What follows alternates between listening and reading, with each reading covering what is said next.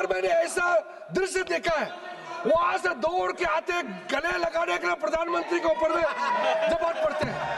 ऐसा कोई नेता प्रतिपक्ष देखा है आपने जिंदगी में? कमाल का है। और यहाँ से आकर के वहां बैठ करके अपने एमपी को देख करके आंख मारते हैं, आंख मारते हैं। आपका नेता प्रतिपक्ष कितना गंभीर है, यहाँ बहस चल रहे हैं और अपने सदस्यों के तरफ देख करके आंख मारते हैं। ये ऐसा नेता प्रतिपक्ष हमने पहली बार देखा है। और जैसा लीडर है, बाकी तो ऐसा ही होगा। आप वहां बैठे हैं सभापति महोदय, और आपको यार बोलते हैं, और ये मेंबर चेयर को बोलते हैं यार, और बाद में यार मत कहा तो बोलते हैं यार कहने से क्या होता है, चेयर को यार कह सकता है। राज्यसभा में सभापति जो भारत के उपराष्ट्रपति है उसको बोलते हैं कलीग। नो सर, स्पीकर और चेयरमैन राज्यसभा ये कलीग नहीं है, वो कस्टोडियन ऑफ द हाउस होता है, वो हमारे कलीग नहीं होते हैं। आप उसके साथ हल्के फुल्के में मजाक नहीं कर सकते हैं। आप लोगों ने जैसा नेता हल्कापन दिखाता है वैसे उसका बाकी संसद को भी ऐसा बिहेव करने में मजबूर कराते हैं। ये ठीक नहीं है। आपके यहाँ में भी काफी अच्छे लोग हैं, आपके लोग में भी अच्छे हैं, लेकिन आप नेता प्रतिपक्ष उन्हीं को बनाया, हम तो कुछ नहीं कर सकते हैं। मैं क्या कर सकता हूँ, मेरा हाथ में तो है नहीं। मैंने देखा है, देखिए प्रियंका वाड्रा गांधी जी अब पीछे बैठ के मुस्कुरा रहे हैं। अगर इनको नेता प्रतिपक्ष बनाते तो भी शायद परफॉर्मेंस थोड़ा अच्छा होता। वो तो कम से कम बैठती है, सुनती है कम से कम। इनका नेता प्रतिपक्ष तो सुनता ही नहीं, मुस्कुराती भी है, बहुत मुस्कुराती भी है। मैंने सार्वजनिक रूप से कहा है, as a parliamentary affairs minister, कोई भी सांसद बिहेवियर अच्छा है तो मुझे सराहना करना चाहिए।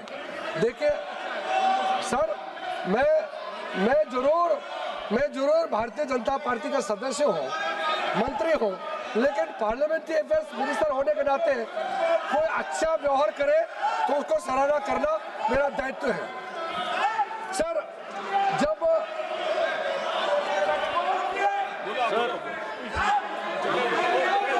बैठिएगा, नाम लिए बाद में मौका मिलेगा, आप बैठिएगा, नाम लिए हैं आप, बाद में मौका मिलेगा, आपको मौका मिल, मैं मौका दूंगा। सर मैडम आपका नाम लिए हैं, मैं आपको मौका दूंगा। अरे मैंने तारीफ किया है, आप बैठिएगा प्लीज। तारीफ करना भी गुनाह है क्या? मैं तो तारीफ किया है। अरे कांग्रेस वालों को क्या हो गया है, अच्छा बात बोलने से भी दुखी और कठोर बात बोलने से भी वैसे ही दुखी है। देखिए कुछ बातें ऐसे होते हैं, आप सुन लिया करो, क्योंकि मैं सच्चाई से बाहर जाकर नहीं बोल रहा हूँ। मैं दिल से बोलता हूँ, मगर सच्चाई बात बोलता हूँ। कोई अगर बहुत बिगड़ जाए, उसको सुधरने का क्या तरीका है? जो बच्चे बहुत बिगड़ जाते हैं वो माँ बाप ही समझाएंगे ना। अब यहाँ स्पीकर जो हमारा माँ बाप है इस सदन में, यहाँ कोई इंडिसिप्लिन एमपी बार बार रूल तोड़ता है तो स्पीकर थोड़ा डांट लगाता है तो भी उसका इतना नाराज होकर के इशू बनाते हैं। स्पीकर का जो निर्णय होता है सर्वसम्मति से हमरा उसको मानना होता है। लेकिन सर इसके अलावा, क्योंकि मैंने जैसे भी कहा कि हमारा तो संस्कृति क्या है, हमारा नेता परिवार, हमारा बाप दादाओं ने जो कहा है वही हम सीखेंगे। हमारा जो सीनियर लीडर्स ने जो सिखाया है हम उससे इधर उधर कभी भी नहीं हटेंगे। और जो हमने आपको कहा है कि 2014 के बाद आप शुरू में तो कहा कि बीजेपी फासिस्ट है, ये किया है इसलिए इलेक्शन जीत गया हो गया। 2019 के बाद फिर हार गए। वो चौकीदार चोर क्या किया, पब्लिक ने आपको पनिशमेंट दिया, तो ये सोचने लगा अब क्या करें। कई मुद्दे हैं, लेकिन मैं अंत में इसमें आ रहा हूं। तब इन्होंने सोचा कि जब चुनाव जीत नहीं सकते हैं, लोगों का भरोसा प्राप्त नहीं कर सकते हैं, तो अब प्रक्रिया, संविधान, सिस्टम, हमारे लोकतंत्र को ही हमला करना है। ये निर्णय करके आज लोकसभा स्पीकर के खिलाफ इन लोगों ने अविश्वास प्रस्ताव लाया। इन्होंने किसको छोड़ा है? आर्मी, मैं जिस प्रदेश से आता हूं, ये उनके नेता प्रतिपक्ष सार्वजनिक रूप से कहते हैं कि इंडियन आर्मी लोग को चाइनीज लोगों ने ठीक से पिटाई कर दिया है अरुणाचल प्रदेश में। कोई देश का गंभीर नेता ऐसे बात कर सकते हैं? सरकार ज्यादातर आपने चलाया है, कभी ऐसा वक्त कोई और दे सकते हैं क्या? मैं तो, मेरा कल्पना से परे है, कैसे बोल सकते हैं आप? और बाहर जाकर के अमेरिका में, जर्मनी में जाके बोलते हैं भारत में लोकतंत्र खतरे में है, आप लोग इंटरवीन करो, बाहर का देश के लोग भारत में आओ और भारत को ठीक करो। हमारा लोकतंत्र को बचाने के लिए क्या विदेशी ताकत चाहिए क्या हमको? क्या बात करते हैं? सोचिए, आपका नेता का कारनामा मैं आपको सुना रहा हूं। ऐसा हो सकता है क्या? हमने कल्पना भी नहीं किया। और आपके लोगों ने, आपके नेता प्रतिपक्ष ने आर्मी का वहां जाकर के और आर्मी के जवानों को जाकर के बोलता है तुम्हारा सारा अधिकार तो आर्मी ऑफिसर ले जाता है, जवानों को क्या मिलता है? सर, कितना खतरनाक बात है। किसी भी फोर्स का, किसी भी देश, किसी भी संगठन का नेतृत्व होता है, नेतृत्व कमांडिंग होना पड़ता है। और हमारा सेनाओं में जो कमांडिंग ऑफिसर होता है उसका जो शब्द होता है सर्वमान्य, सारा उसका पूरा फोर्स मानते हैं और जाके वो फौजियों को बोलते हैं तुम्हारा कमांडर एंजॉय करते हैं और तुम लोग मरे हुए हैं सेनाओं में फूट डालने के लिए। इसका नेता प्रतिपक्ष ऐसे बात करते हैं। सर, 2017 में जब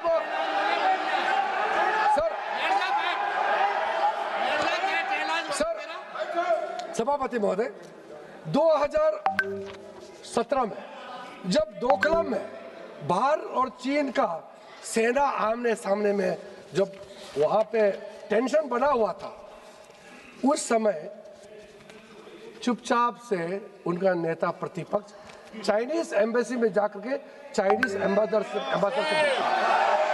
और ये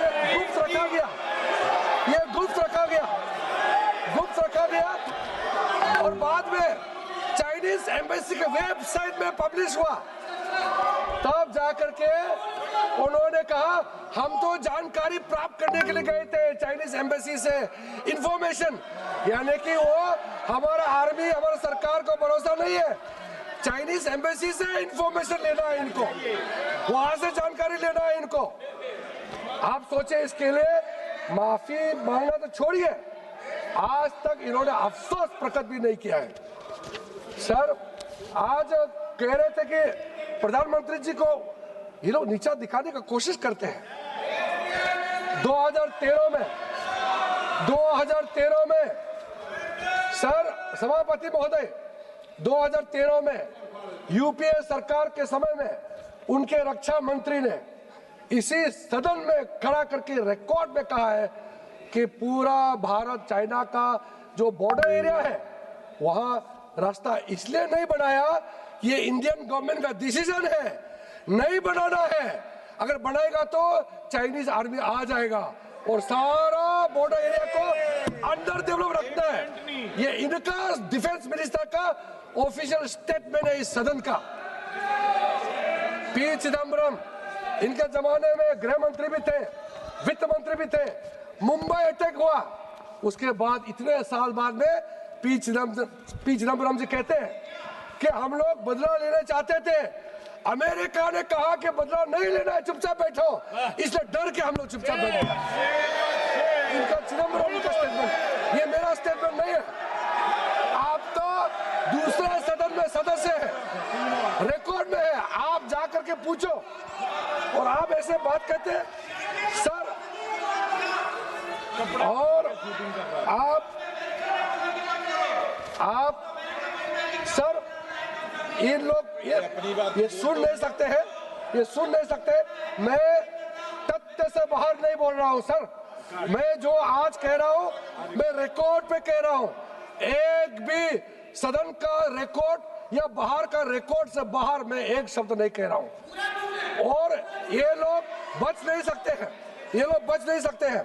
और इनका नेता ने कहा हम पूरा इंडियन स्टेट का खिलाफ लड़ाई लड़ रहे हैं। सोचिए, इनका नेता प्रतिपक्ष कहते हैं कि हम इंडियन स्टेट का खिलाफ लड़ाई लड़ रहे हैं। इंडियन स्टेट क्या होता है? कौन है इंडियन स्टेट? आप, हम, ये मातृभूमि भारत, ये इंडियन स्टेट है। इसका खिलाफ आपका नेता प्रतिपक्ष लड़ने की बात करता है। ऐसा नेता प्रतिपक्ष हमने कभी भी कल्पना नहीं किया। जब मैं इस दुनिया में पैदा हुआ, ऐसा भी दिन आएगा कि हम ऐसा नेता प्रतिपक्ष को देखने को मिलेंगे जो देश के खिलाफ लड़ाई लड़ने का बात करते हैं। बाहर में जाकर के, आप अमेरिका में जाकर के मुस्लिम काउंसिल ऑफ न्यू जर्सी के साथ, Islamic council of north America, Indian American Muslim council, Islamic medical council of north America का साथ में आपका मिलना जुलना क्यों होते रहते हैं बताइए? और सर, जॉर्ज सोरोस के साथ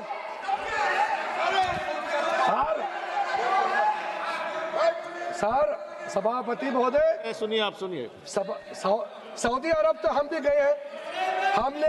हमने सऊदी अरब इसलिए गए कि हमारा हिंदुस्तानी मुसलमानों का हज यात्रा अच्छा हो, ये हम बात करने के लिए सऊदी अरब गए। हम लोग वहाँ किसी भारत विरोधी लोगों से गुपचुप मिलने के लिए हम लोग नहीं जाते हैं। हम लोग बहुत साफ है। मैं उस पार्टी से आता हूँ जो राष्ट्रवाद को अपना जिंदगी का मूल हिस्सा बना के चलते हैं। हम लोग ये कर नहीं सकते हैं। आप हमारा नेता के ऊपर में उंगली उठाते हैं। मैं कहना चाहता हूँ, हमारे प्रधानमंत्री नरेंद्र मोदी जी के ऊपर में आप कीचड़ उछालने का कोशिश करते हैं। मैं कहना चाहता हूँ, हमारे नेता को आप कभी भी आप गिरा नहीं सकते हैं। हमारा नेता को आप कभी गिरा नहीं सकता है, क्योंकि नरेंद्र मोदी जी का सोच, नरेंद्र मोदी जी का इस देश का प्रति समर्पण उतना पवित्र है जितना कमल फूल पवित्र है। आप दाग नहीं लगा सकते हैं। ये लोग 14 से दाग लगाने के लिए कोशिश करते हैं। जो मोदी जी के नेतृत्व में जो हासिल किया है, उसको ऊपर में सवाल उठा करके आप कमजोरी दिखाना चाहते हैं। देश के लोग आपको कमजोर बना देंगे। नरेंद्र मोदी जी को कमजोर कोई नहीं कर सकता है। इस देश में, दुनिया में सबने देखा है हमारा नेता कितना बड़ा दिल के साथ, कितने सोच विचार दूरदृष्टि के साथ देश का काम बहुत अच्छी तरीके से संचालन कर रहे हैं। मैं सर, अंत में मुझे तो बार बार वो सुन के ये लोग परेशान हो गए, सुन नहीं पा रहे, झेल नहीं पा रहे। तो मैं 2 लाइन कहना चाहता हूँ। कहना तो उनको चाहिए था, ये जो मैं कह रहा हूँ, जो मैं पढ़ रहा हूँ, वो उनको कहना चाहिए था जो कांग्रेस वाले हैं। लेकिन मैं उनके बिहाफ में, उनके नेतृत्व के लिए मैं ही कह देता हूँ। कह दो सर। मुश्तर खैराबादी का ये लाइन है। मुश्तर खैराबादी का ये बहुत प्रसिद्ध लाइन है, जो मुगल का आखिरी रूलर, मुगल का जो लास्ट रूलर है बहादुर शाह जफर के बारे में, उस संदर्भ में कहा गया है, ना किसी की आंख का नूर है, ना किसी के दिल का करार है, जो किसी के काम ना आ सके मैं वो एक मुश्त गुबार हूँ। ना तो मैं किसी का हबीब हूँ, ना तो मैं किसी का रकीब हूँ। जो बिगड़ गया वो नसीब हूँ, जो उजड़ गया वो दयार हूँ। ये आपका नेता का प्रति मैं ये कह करके आपको बहुत बहुत धन्यवाद सभापति महोदय।